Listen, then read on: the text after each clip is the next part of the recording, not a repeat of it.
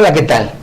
Es muy frecuente en el campo político de argumentar, pero más que argumentar, de insultar, de tratar de convencer con promesas, de tratar de ganarse a las personas para que voten por un determinado partido por medio de rumores. Si queremos un México moderno, si queremos una democracia de altura, tenemos que argumentar con base en datos, con base en experiencias, no solo en promesas. Por ello, si nos preguntamos qué partido ha gobernado mejor en las últimas décadas, lo más racional es recurrir a las experiencias. Y es por eso que en este momento vamos a hacer un recorrido de los logros de las dos últimas décadas gobernadas el siglo pasado por el PRI y de la primera década de este siglo gobernada por el PAN. Y ustedes son los que tienen que tomar las decisiones. Las cifras hablan, cada quien decide. Por ejemplo, uno de los principales indicadores de la economía es el llamado crecimiento económico. El crecimiento económico implica la cantidad de bienes, de servicios que están a disposición de la sociedad. En la década de los 80, con el PRI, en toda la década en promedio, hubo un crecimiento de 1.9. En la década de los 90, el crecimiento fue de 3.5. Y en la primera década del siglo XXI, gobernada por el PAN, el crecimiento fue de 1.9. No fue un gran crecimiento. Sin embargo, para que un crecimiento económico sea beneficioso a la sociedad, tenemos que ver en qué entorno de aumento de precios se dio. No es lo mismo un crecimiento de 1.9 con altos precios que un crecimiento de 1.9 con bajos precios. Y es por eso que el crecimiento económico tiene que ir relacionado con los precios. Por ejemplo, en la década de los 80 del PRI, los precios al consumidor crecieron en más de 15,000%. En la década de los 90, acumulados los 10 años de esa década, los precios crecieron en 401%. Mientras que en la primera década del PAN, los precios crecieron en 55%. Tenemos entonces que, en este caso, ustedes tienen que decir cuál de estos crecimientos benefició más a la sociedad. Y esto se refleja en otro indicador que se llama el producto por persona, que se mide, para ser más realista, en dólares. Es decir, cuál es la capacidad de compra de los mexicanos en dólares, y así se puede comparar con otros países. En la década de los 80, la capacidad de compra de los mexicanos promedio, medido en dólares, era de $2,959. En la década de los 90, de $4,870. Y en la primera década del PAN, de $8,326. Otro fenómeno que perjudicó mucho a la clase media, que terminó con los ahorros junto con la inflación de millones de mexicanos, es la devaluación. La devaluación en la década de los 80 fue de 12,576%. En la década de los 90, de 221%. Y en la primera década del PAN, en toda esa década, el peso en relación al dólar solo se devaluó en 31%. Claro, hay jóvenes que piensan que esto siempre ha sido así y olvidan que en un pasado inmediato sus padres, sus abuelos, perdieron gran parte de sus ahorros por esas devaluaciones que terminaron con las esperanzas de muchos mexicanos. Ahora, ¿por qué se devalúa la moneda? ¿Por qué hay grandes aumentos de precios? Bueno, es debido al desorden con que se manejan las finanzas públicas en un país. Y precisamente una de las nefastas herencias del siglo pasado fueron aquellos gobiernos populistas que aumentaron el gasto, que fue fuente de corrupción en perjuicio de muchos ciudadanos de clase media.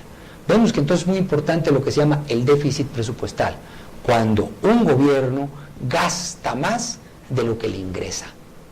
Y así vemos que en la década de los 80 el déficit presupuestal representó más del 15% del Producto Interno Bruto. Ya en los 90, ante el colapso, a mediados de los 80, el PRI se dio cuenta que tenía que reducir ese déficit para hacer gobernable el país y lo redujo. El PAN ha mantenido esos déficits bajos, sin embargo, no ha podido controlar otros factores como son los grandes gastos derivados de un Congreso que no quiere realizar reformas para contraer el gasto y para aumentar el ingreso y aumentar tasas. Pero seguimos con lo que son los datos fríos, las tasas de interés. Las tasas de intereses en un país reflejan la posibilidad de muchos empresarios de pedir créditos. Altas tasas son un síntoma de problemas económicos. Bajas tasas son un síntoma de progreso. Aunque también demasiadas bajas tasas, como es en este momento la recesión en Estados Unidos, es debido a una crisis previa. Pero en el caso de México se han venido bajando las tasas. Por ejemplo, la tasa promedio medida por los CETS a 91 días, en la década de los 80 era casi del 58%. En la década de los 90 del 23.3% y con el PAN en la primera década de este siglo del 7.5%. Es decir, hay más posibilidades para las empresas de tener créditos y también para los consumidores, para los mexicanos de comprar una casa. De hecho, en esta década han bajado las tasas de interés sobre hipotecas para casas y también los periodos en que usted puede pagar su casa se han alargado. Lo mismo ha pasado con los automóviles. Pero hay otro indicador también muy importante y que son los salarios reales. Una cosa es cuando nominalmente los trabajadores reciben más, pero por la inflación ese salario compra menos. Entonces, si nosotros comparamos en estas décadas el aumento del salario, pero descontando la inflación, vemos con mucho interés que es en la primera década del PAN cuando existe por primera vez en muchos años una pequeña recuperación en el salario real de la mayoría de los trabajadores. En la década de los 80, el salario de los trabajadores real perdió casi el 50% de su valor. En la década de los 90 perdió el 35% de su valor. Y en la década panista el salario real aumentó en 2.4%. No lo suficiente, pero la tendencia de crecer de los salarios se rompió. A pesar, y esto hay que decirlo, de que no tuvo el apoyo el PAN en el Congreso para modificar una ley laboral que fuera más flexible, que aumentara la productividad y que permitiera que muchos jóvenes mexicanos accedieran a empleos. A pesar de esos obstáculos, se logró revertir la tendencia a la pérdida de salarios reales. Otro indicador también muy importante que refleja la falta de orden en las finanzas públicas, que refleja también un gasto desmesurado, es la deuda pública externa. En la década de los 80, la deuda externa del gobierno federal representaba más del 60% del Producto Interno Bruto. En los 90 representó el 27.5% del Producto Interno Bruto y en la primera década panista representó menos del 10% del Producto Interno Bruto. Es decir, la deuda pública externa dejó de ser un problema para el país. Ahora es la deuda de muchos estados, que más adelante vamos a decir.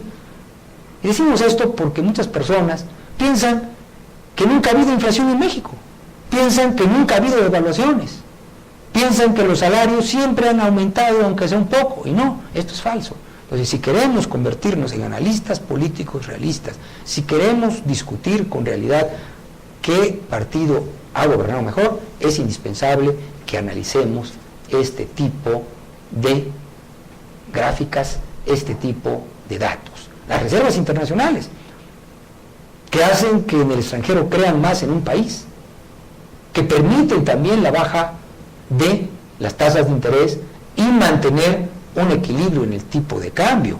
Estas reservas, por ejemplo, en la época de los 80, al finalizar la década, eran de 25,000 millones, en la década de los 90 de 58,000 millones, en la década que terminó en el 2000 de 42,000 millones y con el PAN han llegado hemos llegado a tener en el país reservas récords de 113.000 millones de pesos.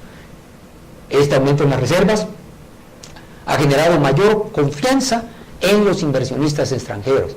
Y así vemos que la inversión extranjera directa, que en los 80 fue de 48.000 millones de dólares, en los 90 fue de 138.000 millones de dólares, y con el PAN se duplicó para ser de 253.000 millones de dólares. Esto significa más empleos, significa más mexicanos con mejores salarios.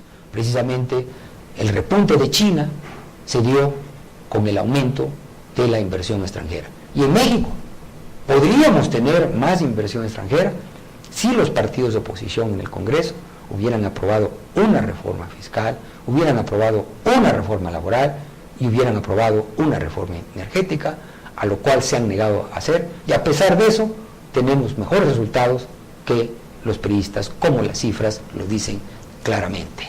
Tenemos también con que las exportaciones, México cada día exporta más. Tenemos que en los 80 se exportaron acumulados durante la década 249.000 millones de dólares. En la década de los 90, 1.246 millones de dólares, y en la primera década del PAN casi se duplicó esta exportación en la década para quedar en más de 2.400 millones de dólares. ¿Y esto qué implica? Mayores recursos para los mexicanos, pero volvemos a repetir, podrían ser estas exportaciones el doble, podríamos estar exportando como China, pero hay partidos que en lugar de ayudar, de apoyar a las reformas, pues piensan que hay que obstaculizarlas. ¿Cuál es la razón? Y hay que decirlo claramente. Hay quienes le apuestan a que no haya mayor crecimiento, no haya mayor empleos, para que se acuerden de ellos. Y que digan, estuvimos mejor antes que ahora. Pero solamente pueden decir eso quienes no conozcan cómo estuvimos antes y no conozcan estas cifras que estamos nosotros analizando. Las exportaciones agropecuarias también son importantes. Vemos cómo el campo mexicano, a pesar de que todavía nos falta mucho, han ido aumentando sus exportaciones. En los 80 fueron 31.000 millones, en los 90 51.000 millones y en la primera década del PAN casi 70 millones. Otro indicador que hace ver el bienestar entre las personas es las cuentas de depósito en los bancos.